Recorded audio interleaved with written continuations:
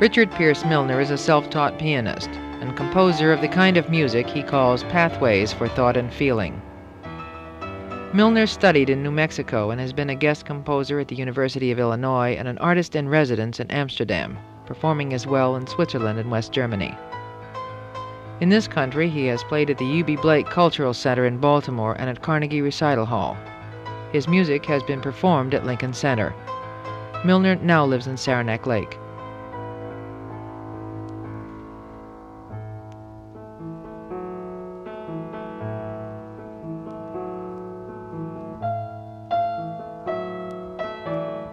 I'm from New Mexico, which is, it's kind of like being from the Adirondacks to the rest of the country. It's a very different place. And the first music that moved me emotionally was the music of the Pueblo Indians. There were songs and chants and drumming and things.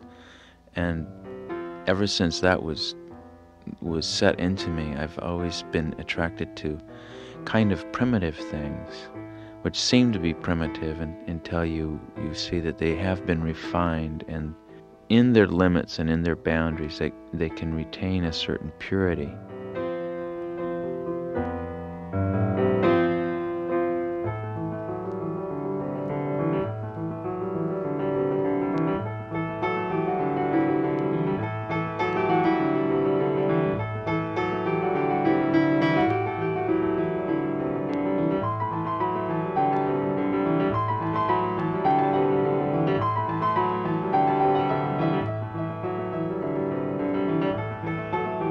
As early as I can remember, I was playing the piano in some way. I took lessons from the time I was 7 till about 12.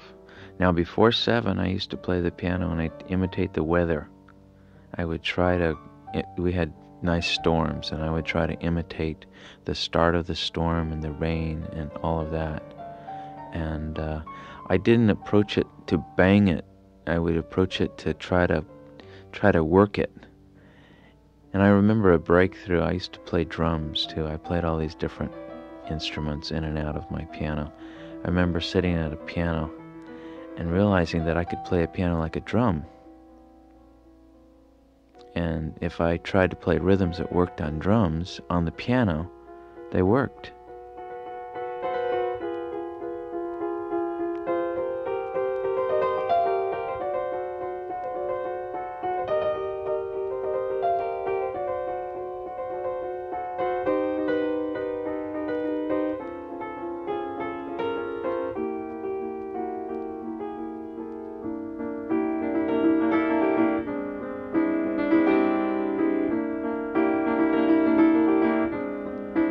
I would go to a piano once for about a year and I'd play one note, probably B, I think. And I learned to hear what that sounded like and what that sounded like in each of the octaves. And I realized that B is a B anywhere on the board. And just slowly out of small little habits and small, very primitive steps, things started occurring to me. So after many years, I got a whole idea of what the piano was like. And that's the problem with approaching it that way. You're not going to master that instrument quickly. You're not going to ever be a classical virtuoso, because the virtuosity that you're going to attain is through a totally different route.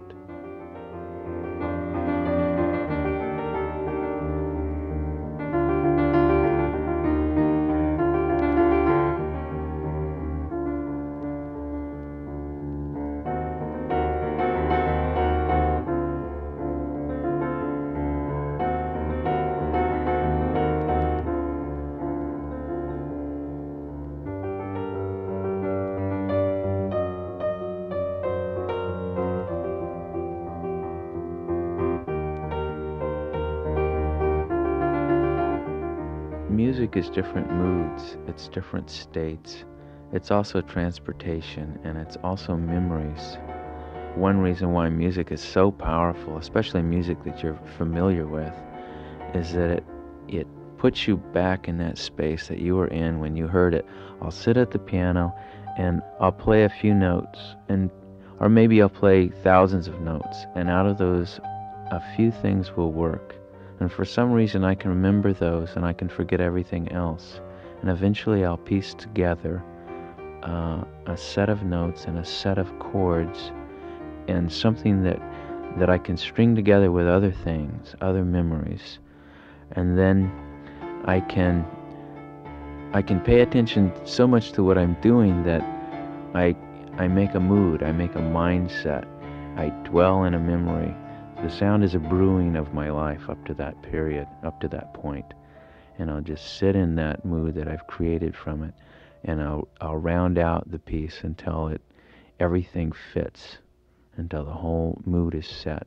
Once that happens, then the piece is done.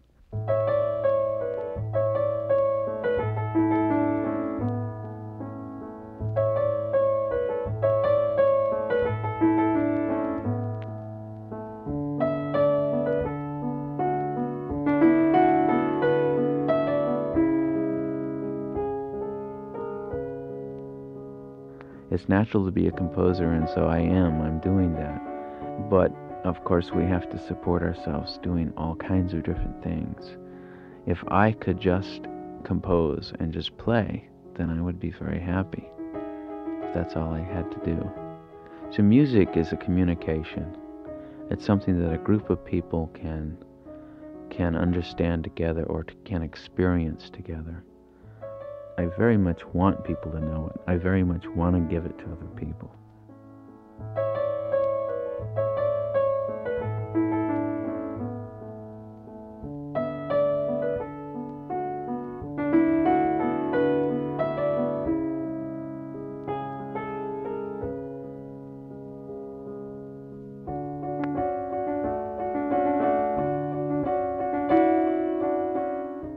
I think a mistake that many artists make is letting the marketplace, in quotes, dictate to them how they're going to be inspired. My music is not dictated by that. I intend the music to be just as pure as it possibly can, as much integrity in there as I possibly can.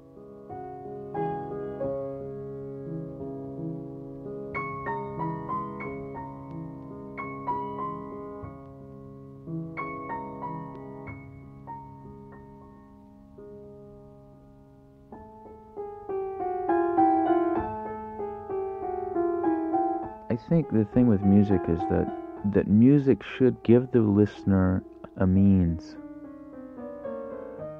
of transport, and that music is going to become what the listener wants it to be. I can say, oh, this piece is about mountains, or this is about stars, or this is about rivers, or this is about my cat. But the listener is going to listen to it and is going to make that music what it's going to be.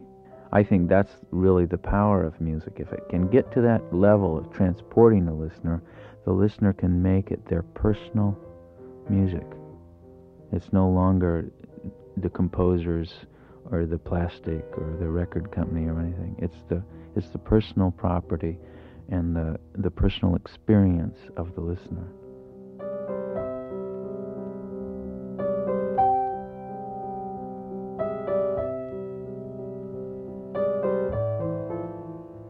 Pianist-composer Richard Pierce Milner.